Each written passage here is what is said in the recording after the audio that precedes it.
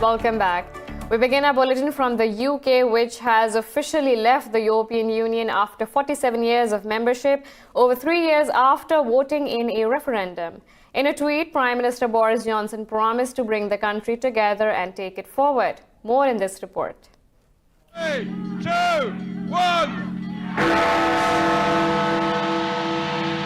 The flags outside embassies have been lowered and the countdown clocks have stopped. The United Kingdom is no longer a member of the European Union. UK Prime Minister Boris Johnson marked the historic moment with his team at Downing Street office. Brexiteers celebrated the day, claiming victory and calling it Independence Day. Something that I fought for 27 years, and something that many thousands of you gave your time, love and money for. We faced an establishment that never even wanted to listen to us. An establishment that never wanted that referendum to take place. An establishment that has tried for 3.5 years to frustrate the will of the greatest democratic mandate ever seen in this country. Brexit has exposed deep divisions in British society, with many fearing the consequences of ending long and complicated ties with the nearest neighbours. Some pro-European protested the development with candlelit vigils. It's just an overwhelming sense of sadness, really. I mean, yes, I'm disappointed to some extent because I'm still pro-EU, and I'd hope that, well, something could have changed in the years since the referendum, and obviously that hasn't materialised, but yeah, at the moment it's just sadness, and seeing the UK leave is, yeah, it's just sad, really, really sad. The European Union's leaders say they will defend the bloc's interests in upcoming negotiations with the UK. President Charles Michel, David Sassoli and Ursula von der Leyen sent their good wishes to the country. They also pointed out that Britain will no longer enjoy the same benefits as EU member states. We want to have the best possible relationship with the United Kingdom, but it will never be as good as membership. Our experience has taught us that strength does not lie in splendid isolation, but in our unique union. Britons voted to leave the European Union in a referendum in 2016. Scottish National Party leader Nicola Sturgeon says she is ready to step up the campaign for Scottish independence post-Brexit. In a speech in Edinburgh, Sturgeon says her party has the political support to hold another referendum. She was referring to 3 previous UK Parliament elections at which her party won majority backing in Scotland. Earlier this week, members of the devolved Scottish Parliament voted to back her calls for a fresh vote, which she wants to be held as early as this year. But UK Prime Minister Boris Johnson has rejected the party's requests to formally transfer powers from London to Edinburgh for the referendum. Moving on to China, where the death toll from the Wuhan coronavirus has risen to 259. Health officials say nearly 12,000 people have been infected by the virus.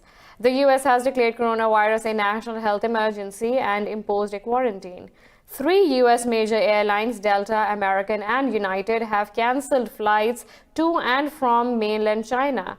Australia's national carrier Qantas says it too will suspend direct flights to China from February 9th. The center of the epidemic in Hubei province remains under quarantine. Officials say local government is stepping up efforts to ensure continued medical and market supplies in Wuhan. Our medical staff are also in shortage. As the number of patients increase, there is an increasing demand for our medical staff. But the shortage also has eased to some extent as medical teams, including those from the Chinese People's Liberation Army, continue to arrive in support of us. In Spain, the health ministry has confirmed the country's first case of coronavirus on the island of La Gomera in the Canaries. Moving on to Trump's impeachment trial now, the US Senate has voted to exclude witness testimony and documents in the trial. The motion was rejected by a vote of 51 to 49, paving the way for Trump's acquittal on 2 articles of impeachment. The Senate will hold its final vote on whether or not to acquit Trump on February 5th. Trump was impeached on charges of abuse of power and obstruction of Congress. The first charge stemmed from allegations that Trump pressured Ukraine to damage presidential candidate Joe Biden for his own political benefit. In the second charge, the president is accused of purposefully obstructing the congressional impeachment investigation. Trump has denied wrongdoing and has accused Democrats of an attempted coup. More from the U.S., which says it will expand its limits on immigration to 6 more countries. Homeland Security Secretary Chad Wolf said citizens from Nigeria, Eritrea, Sudan, Tanzania, Kyrgyzstan, and Myanmar will no longer obtain some types of visas. Speaking to reporters, Wolf said the government will also stop issuing diversity visas to Tanzania and Sudan. Wolf said non-immigration visas for the countries are not affected. He said a failure to meet U.S. security and information sharing standards led to the ban. Immigration advocates and rights groups have criticized the move, saying it weaponizes immigration law to advance a xenophobic agenda. In 2017, President Donald Trump introduced the travel ban on 12 countries, most of them with Muslim majorities.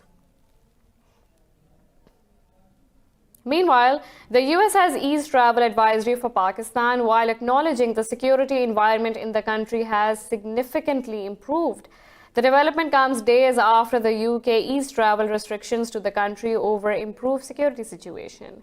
In a statement, U.S. State Department said there are greater security resources and infrastructure in the major cities of Pakistan. Noting the update, Pakistan's Foreign Office has described the development as a step in the right direction. The Foreign Office said Islamabad has made resolute efforts to enhance security throughout the country. It said the improvement in security has also led UN to redesignate Islamabad as a family station for its personnel.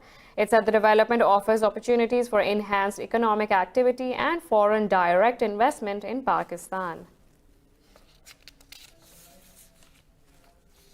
U.S. Special Envoy Zalmay Khalilzad has appreciated steps taken by Pakistan for the Afghan peace process.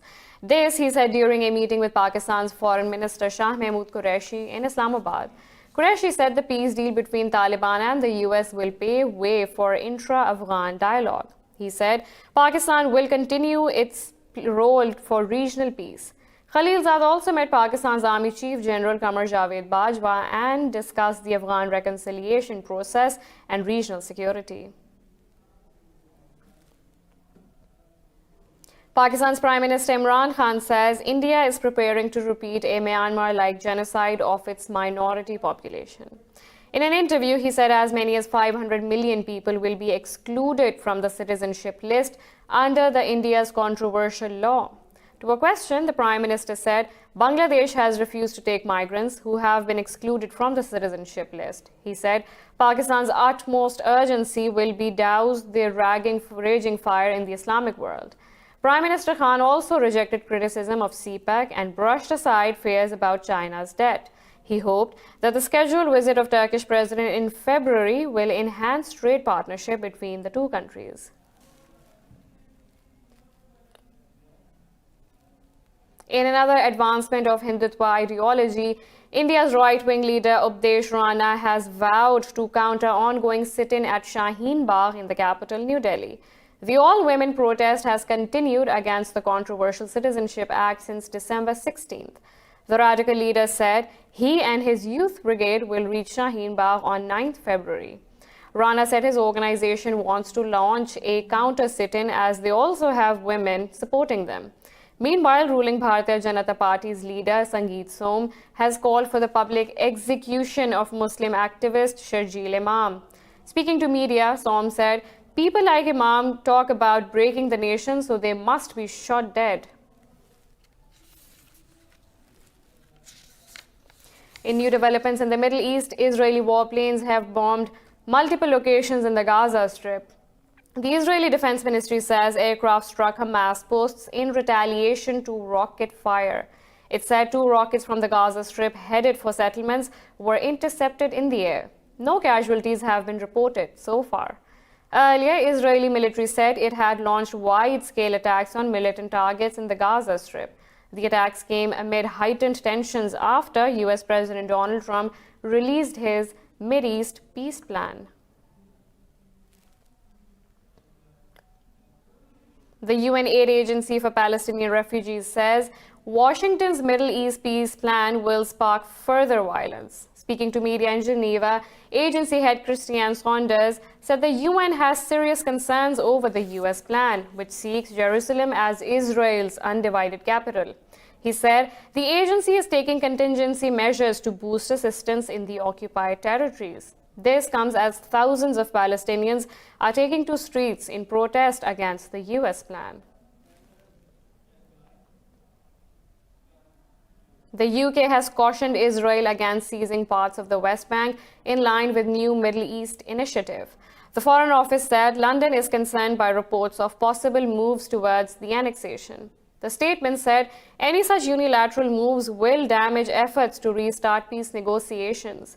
UK Foreign Office Minister Andrew Morrison said Britain is not fully backing Trump administration's deal. Meanwhile, Turkey's President Recep Tayyip Erdogan reiterated his country's support to Palestine in a phone call with his counterpart Mahmoud Abbas. Malaysia has also called the recently unveiled proposal unacceptable.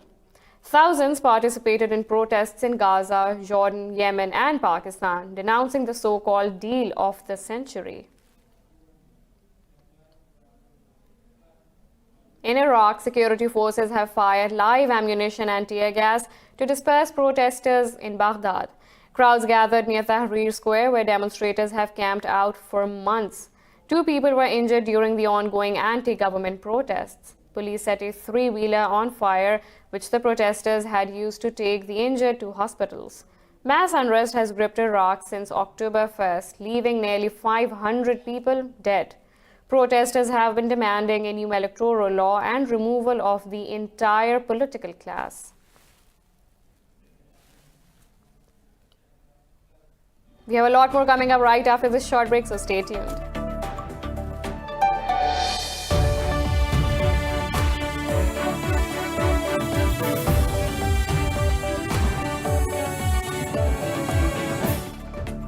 Welcome back. Moving to Japan, which says it is planning to install a U.S. missile defense system called the Aegis ashore. In an interview, Defense Minister Taro Kono said the move is to protect the country from any North Korean threat. The Defense Ministry has chosen the city of Akita in northeastern Japan as one of 2 potential locations for the system. Elsewhere, Japan has already sent patrol planes to the Middle East for an intelligence gathering mission. Kono said the mission is designed to ensure safe navigation of commercial ships with links to Japan. He said the self-defense force is Tokyo's response to Washington's call for an international maritime coalition.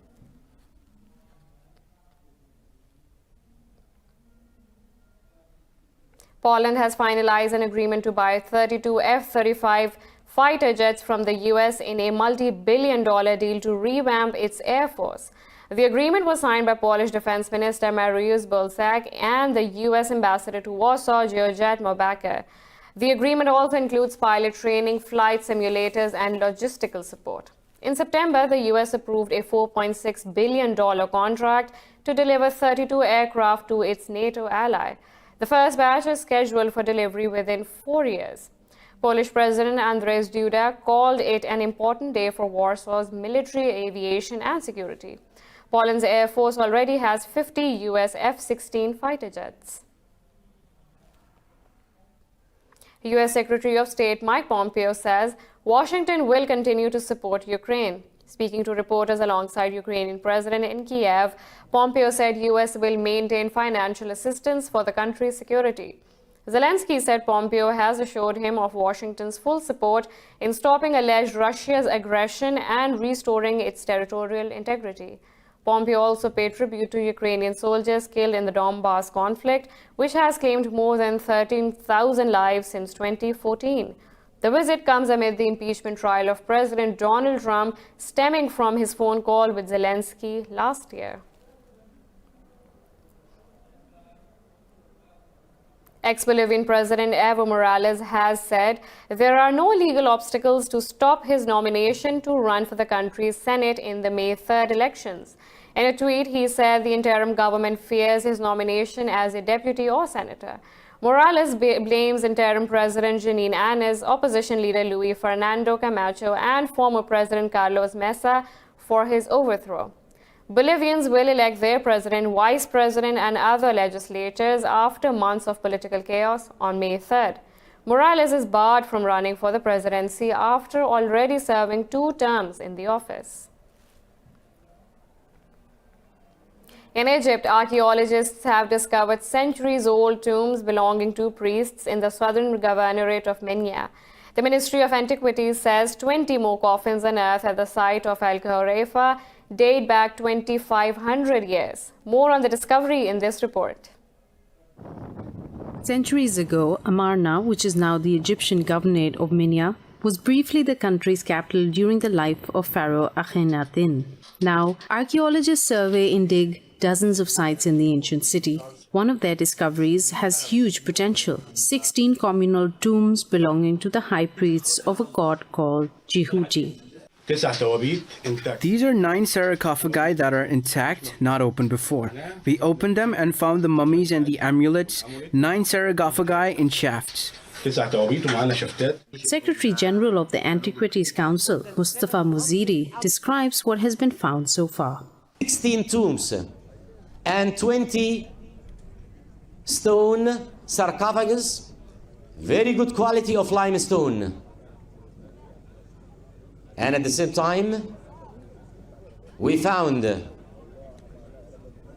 more than 10,000 statues of Shawabti made out of faience. We found also 8 sets of the canopic jars. Many hope these sites will soon have a new life and bustle by attracting tourists and the much-needed revenue they bring.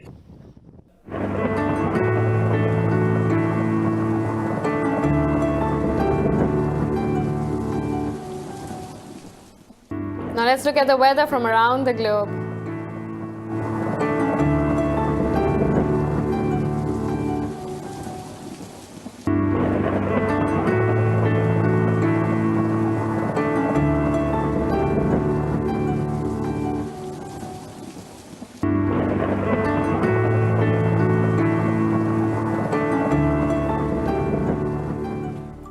This is all for now. For the latest updates, you can follow us on social media at indus.news.